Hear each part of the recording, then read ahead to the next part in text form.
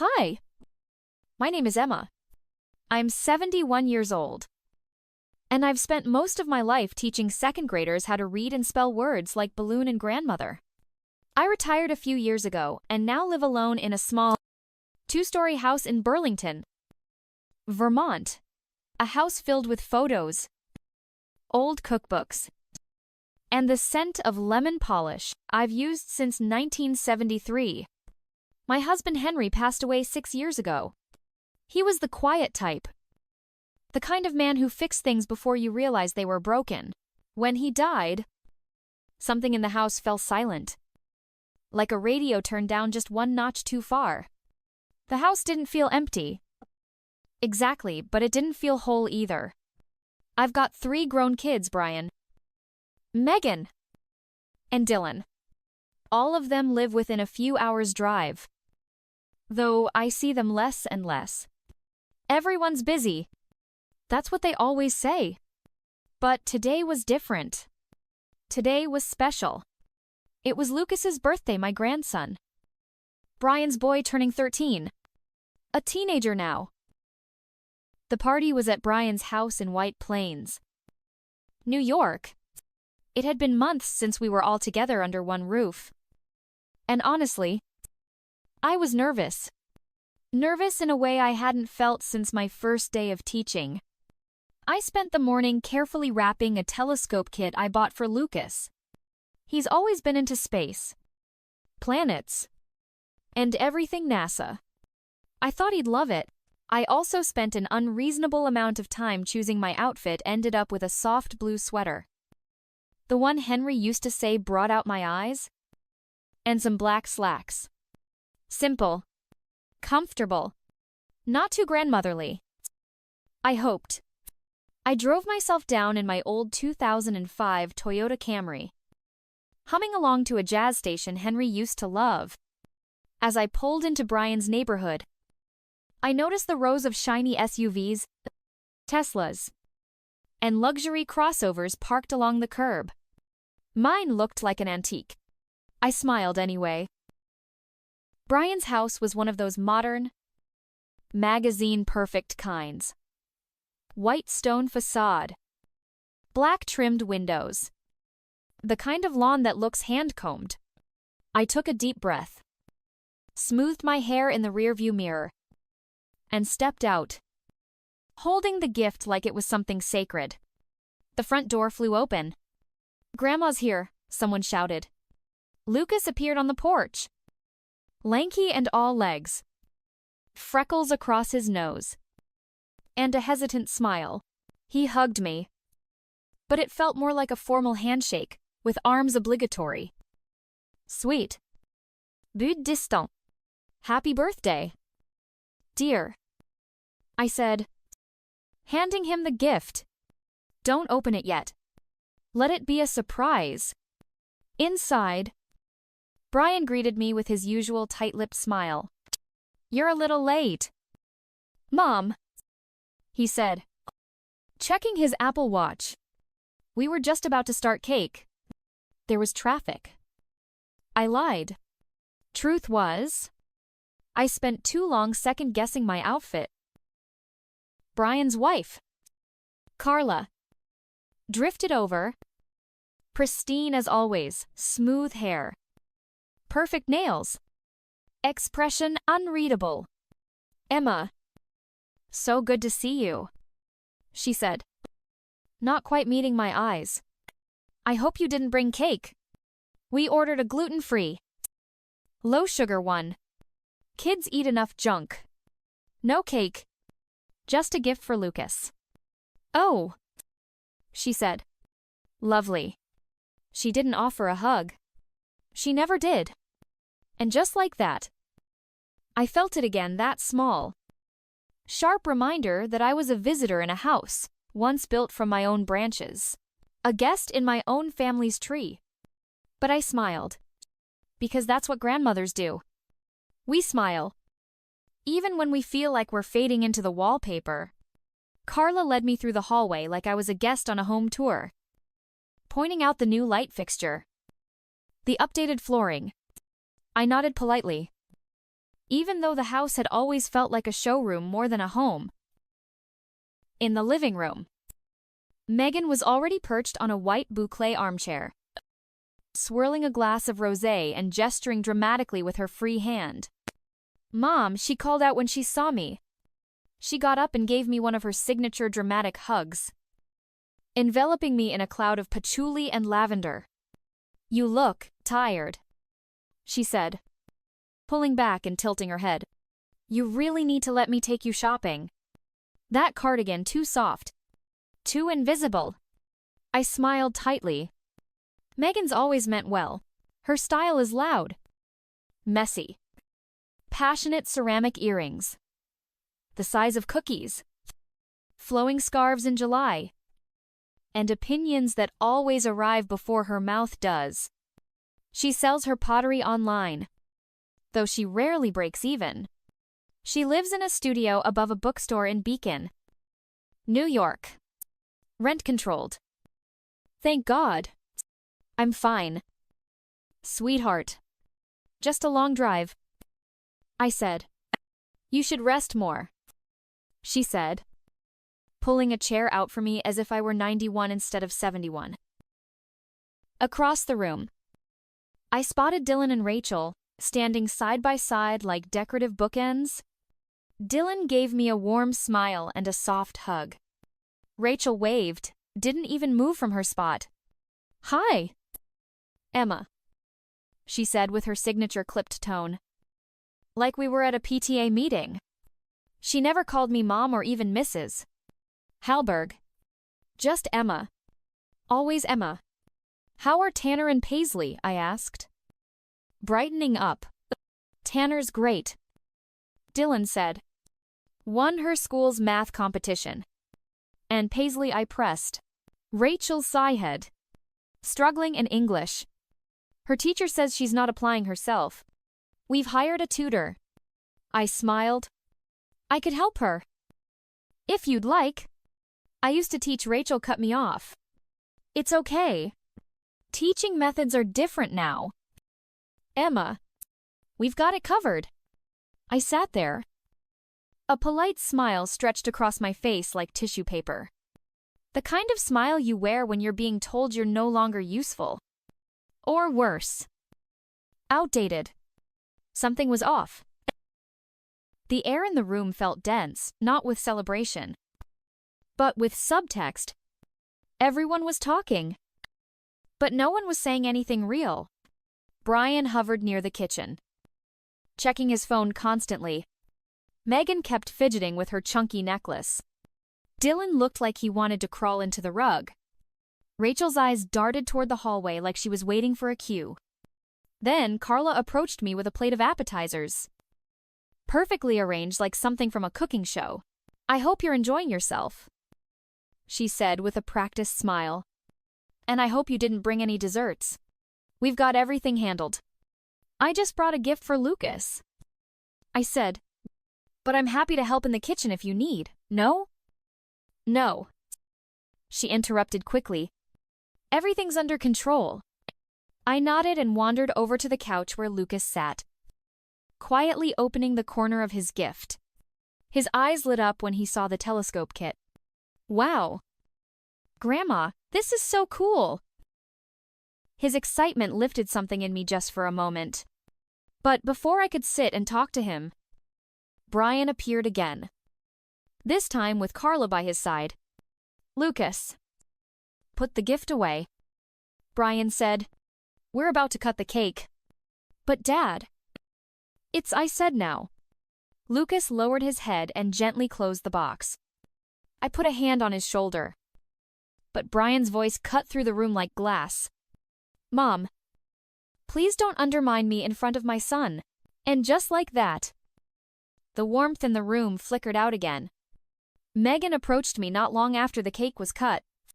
"Hey, Mom," she said, casually looping her arm through mine. "Brian says the lawnmower's been making weird noises. Could you take a quick look? You always knew how to handle that stuff." "Just like Dad." "The lawnmower?" I blinked. "Right now." "Yeah. Just 5 minutes." The kids are playing Monopoly before opening presents. You'd just be bored. Her voice was light. Too light. Like someone trying to act their way through a lie. But I didn't argue. I didn't want to make a scene. She led me through the side door into the garage. It was pristine. Of course, everything in labeled bins. Golf clubs neatly stacked. A vintage road bike mounted on the wall. The kind of garage Martha Stewart would approve of. There it is. She pointed toward the back corner where the mower sat. Says it's sputtering. I bent down to inspect it. Even though I had no clue what I was looking for. That was Henry's department. I was more of a call the neighbor type when it came to engines. Thanks. Mom. Megan said quickly and started backing out. Wait. I stood upright. Aren't you going to show me what the problem is? Nah. Brian will explain it later. I just wanted to get your eyes on it first. Before I could say another word, the door clicked shut. I reached for the handle. Locked. I jiggled it. Still locked. I froze. At first, I thought it was a mistake. Maybe Megan pulled the wrong door. Maybe it was automatic. Then I heard Brian's voice on the other side. Calm. Measured. Mom. Please don't make a fuss. We just need to talk through a few family matters without distraction. There's a chair. Just rest. We'll let you out soon. My blood ran cold. Are you serious? I called out. Pounding on the door. Open this right now, it's nothing personal. Dylan's voice chimed in, just easier this way. I stood there, in the center of that sterile garage, stunned. The people I had raised bathed, fed, driven to school, stayed up with through fevers and heartbreak, had just locked me away like a misbehaving child. Because I was inconvenient. From the other side of the door, I suddenly heard a small voice. Grandma. It was Paisley. Soft. Hesitant. Are you okay? Yes. Sweetheart. I replied, trying to steady my tone. Don't worry. Grandma's just fine. Paisley. Rachel's sharp voice cut through. Back inside. Her footsteps faded, followed by silence. I walked slowly to the old folding chair in the corner, dusted it off, and sat down. The insult burned deeper than I expected. I could have yelled, could have rattled the walls with everything I wanted to scream. But something in me went quiet. Not numb, but calculating. I looked around the garage at the tool bench Henry had built, at the shelves he used to tinker with, and then, like a whisper from the past, I remembered something. There had been a secret door, a passage Henry once made, years ago, to sneak Christmas gifts into the pantry without the kids seeing. He'd shown it to me just once. Most people would have forgotten. But I wasn't most people. And if my family wanted to play games behind my back, then it was time I played one of my own.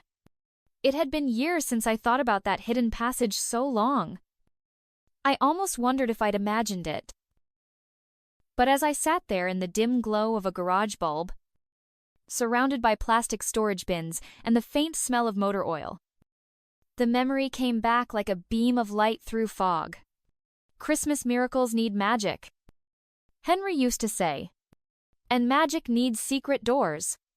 I stood and moved slowly to the old wooden cabinet along the far wall, the one Henry built himself when Brian was still in Little League.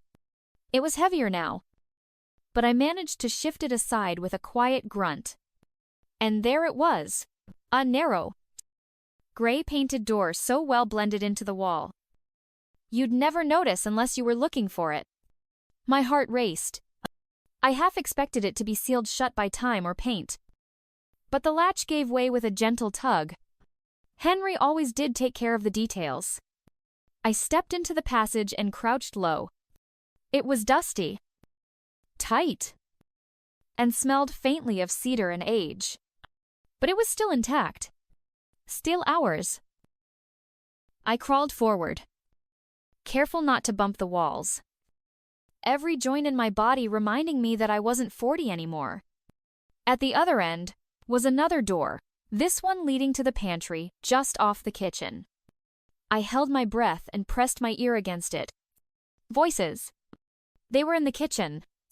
I recognized Carla's first. She'll be comfortable in there. It's only for a little while. Dylan's wife. Always logical. Always efficient. We need to do this today. Carla continued. We're all finally together. And you know how Emma gets. She'll start giving opinions, correcting us like we're still in middle school. She's not wrong. Rachel chimed in. She means well, but she oversteps, always offering advice we didn't ask for. Then Megan's voice broke in. Why are we whispering? Just tell her what's going on. A beat of silence. Carla lowered her voice. Because none of you have the guts to say it to her face. Brian wants to talk about the house. About selling it. My stomach clenched. She lives alone. Rachel said, that place is way too big for her. It's unsafe. We found a great facility in Connecticut, Silver Pines. Full staff. Group activities. It's not a nursing home. It's a retirement community. And she's just supposed to leave everything behind, Megan asked. Better than forgetting to turn off the oven again. Brian muttered. So that was it. While I was baking cookies and wrapping gifts and trying to stay relevant in their lives, they were drawing up plans to erase me from my own. I crouched there in the dark, listening to people I once held as infants, now speaking like I was an expired carton of milk they weren't sure how to toss out. Has she even agreed to any of this? Megan asked. No. Carla said. We were going to decide as a group first, then present it to her all at once. It's cleaner that way. Clean. A clean break from a mother. A grandmother. A woman who'd never once asked them for anything but a seat at the table. I sat back on my heels and took a shaky breath. My knees ached. My heart heavier than ever. But one thing was suddenly painfully clear. They weren't just trying to help me. They were trying to manage me. Like I was a problem to be solved. And that was a mistake they were going to regret. By the time I made my way back through the narrow passage and into the pantry, something inside me had shifted. Not broken. Not angry. Sharper. Clearer. If they thought I was too old to think for myself, I'd show them just how much thinking I'd been doing. I didn't want revenge. I wanted reflection. I didn't want them to hurt. I wanted them to understand. Not just what they'd done, but why it mattered. And so I made a plan. The kitchen was quiet. Everyone had gathered in the living room for board games and birthday cake. Carla's voice carried faintly from the dining area, instructing someone to light the candles. I moved swiftly, silently, like the mother I used to be when hiding Christmas gifts. I slipped upstairs to the guest room where I'd stored my bag. From inside, I pulled out 3 pre-labeled envelopes. I hadn't written them yet, but I had brought them just in case. Call it instinct. First stop, Brian's office. The door creaked open just enough to let me in. Everything was painfully organized, color-coded folders. A desk that looked like no one had ever spilled coffee on it. I sat down and wrote quickly, Brian, I know about your job. I know about the shopping center project. And yes, I know you were planning to list my house as one of the first properties. But my home is not leverage. It's not a deal to close. It's where I built my life with your father, where you took your first steps, where memories still live in the cracks of the floorboards. If you need help, ask. I can help you financially on my terms. But you don't get to decide my future without me.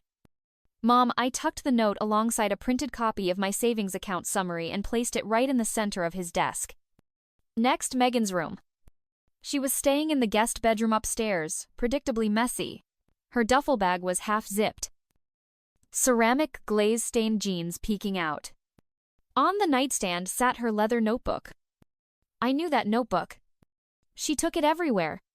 Inside, I found scribbled numbers, bills. Rent? Overdue notes. I wrote Megan. I wish you'd told me. You don't have to carry everything alone. I spoke to Dorothy at Clay and Canvas in Brooklyn. She loved your pieces at the fair. She's expecting your call this week seriously. You have talent. Meg. Let it speak louder than your pride. And remember, if you ever need help, ask for it. But don't forget, borrowed money from Mom comes with hugs, not interest. Mom, I slipped the note and gallery contact info into the notebook and zipped it gently closed. Last stop. Dylan and Rachel's room. Predictable. Immaculate. Rachel's shoes were lined up by heel height. On Dylan's nightstand, I placed 2 printed photos. One showed Paisley at her last ballet recital, expression blank, arms stiff. The other was one I secretly printed from her Instagram, Paisley crouching in the backyard, camera in hand, snapping a close-up of a dandelion in bloom. She looked radiant. I added a note, Dylan. Rachel, look at both pictures. Ask yourselves which one shows your daughter being who she is. Not every passion leads to a paycheck, but every child deserves to be seen. Paisley has a gift. You just have to look hard enough to see it.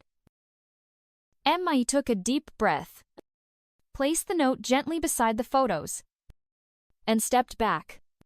No confrontation. No drama. Just truth. Laid bare in ink. If they wanted to make decisions without me, then I'd simply remind them who they were dealing with. Dinner was lasagna, Carla's version. Of course. Vegan. Gluten-free. Dairy-free. Joy-free. But the table looked beautiful, like something from a Pottery Barn catalog. And the kids were still buzzing from birthday cake and Monopoly drama. I helped set the silverware with steady hands. Outside, the sky had turned a soft orange. A quiet dusk was settling in. But inside the house, something much louder was brewing. It began with Brian. He came down the stairs a little too fast, his jaw tight, the envelope from his office gripped in one hand like a subpoena. Mom, he said, not bothering to lower his voice. Can we talk about this? The others turned to look. Megan froze mid-pour with a bottle of sparkling water. Dylan looked up from arranging napkins. Rachel raised one eyebrow like she already knew where this was going. Is there a problem? I asked, sweetly. Taking a seat. You left this in my office, Brian said, waving the note. You know about everything. I was in the garage, I said calmly. The walls are thin. He stopped, realizing the implication. Wait. How did you mothers have ways? I said. Let's not pretend we all haven't been keeping secrets. There was a long, pregnant silence. Then Megan stood up abruptly, mumbling something about checking her phone. She returned 5 minutes later, red-eyed and clutching her leather notebook like a child holds a teddy bear. Rachel and Dylan were the last to rejoin the table. Rachel looked pale. Dylan looked like he'd aged 10 years in 10 minutes. We sat. We served ourselves. And then we sat some more. Forks moved. No one chewed. I cleared my throat. Since we've all been exchanging notes today, why don't we do the adult thing and talk? Brian sighed. Mom, I wasn't trying to hurt you. The plan to sell the house, it came from a place of worry. I thought you thought wrong. I cut in. You thought I was incapable of living in my own home. You thought you'd solve your problem by eliminating mine. He opened his mouth to speak, then closed it. Megan reached across the table and touched my wrist. Your note? It meant more than you know. She whispered. I've been drowning. Mom. I was too proud to tell you. You don't have to be proud with me. I said. You just have to be honest. Rachel finally spoke. I didn't mean to push Paisley so hard. She said, avoiding Dylan's eyes. I just wanted her to have structure. And you ignored who she is? I said gently. You didn't even see her light until it was printed on glossy paper. Dylan spoke next. She's got your eye. Mom, that photo she took? It stopped me in my tracks. I'll talk to her. We'll listen this time. I nodded slowly, holding back tears. That's all any of us really want. Isn't it to be heard? To be seen? Then I looked at Brian. You're still my son. I know you're scared. But using my house as a life raft wasn't the answer. I know, he said quietly. Your letter hit me harder than anything you could have shouted. I'm sorry. Mom. I reached for his hand. You can always ask for help. Just don't assume you know what's best for me. Around that table, the food was still mostly untouched. But something else was finally being served. Truth. And maybe for the first time in a long time. They were ready to swallow it. After dinner, the kids drifted off to the living room, their laughter echoing faintly through the hallway. Megan helped Carla clear the table, while Dylan took Tanner out back to find fireflies. For the first time all day, the house felt still. I was pouring myself a cup of decaf when Brian approached. His voice was lower now, quieter. Humbled. Mom. About the loan. What you offered in the letter. Does it still stand? I set the spoon down and looked at him. For a second, I didn't say anything. Then I nodded. Of course it stands. I said softly. You're my son. We solve things together, but not by going behind each other's backs. His eyes dropped to the floor. I just didn't know how to say it. That I was failing. You're not failing, I replied. You're just in a storm. But storm pass. Brian. They always do. A gave me a quiet smile. And for the first time that evening, I saw my little boy again, the one who used to build Lego towers on the living room rug and ask for apple slices shaped like hearts. Later that night, Megan pulled me aside on the porch. The cicadas were singing, and the warm breeze rolled off the garden. I called the gallery, she said, voice trembling with both fear and hope. Dorothy wants to see more of my work next week. That's wonderful, I said, squeezing her hand. I should have told you I was struggling, but I didn't want you to think I was a failure. I looked at her. Really looked. Megan, you're not a failure because you fell. You'd only fail if you refuse to get back up. And you're getting up. She hugged me. Tighter than earlier. And this time it wasn't theatrical, it was raw. Before we left, Dylan brought Paisley over to me. Her arms were full of camera gear. She wants to show you her photos, he said. Paisley beamed. I took one of a butterfly on the lilac bush. It looks like it's glowing. I bent down and kissed her forehead. Don't let anyone tell you what matters to you isn't important, I whispered. And never stop seeing the world through your lens. She nodded, eyes shining. We said our goodbyes. Rachel hugged me. Really hugged me and apologized for how she'd spoken to me before. Maybe I don't know everything, she admitted. None of us do. I smiled. But now you're listening. That's a start. As I walked back to my car, the sun had completely dipped behind the trees. Aiden waved from the porch. Thanks again for the telescope. Grandma, I already set it up. Don't forget to look for Saturn, I called back. Smiling, I started the engine. And as I pulled away from the house, I caught my reflection in the rearview mirror. Tired eyes. Soft lines. Silver hair, but steady. Resolved. Alive. When I got home, I kicked off my shoes, made a cup of tea, and sat by the window. Outside, the old oak tree rustled in the wind. Henry's photo sat on the bookshelf across from me. I looked at it and smiled. You'd be proud of me today, I said aloud. I didn't shout. I didn't break down. I just showed them who I still am. And that was enough. Because the best revenge isn't anger.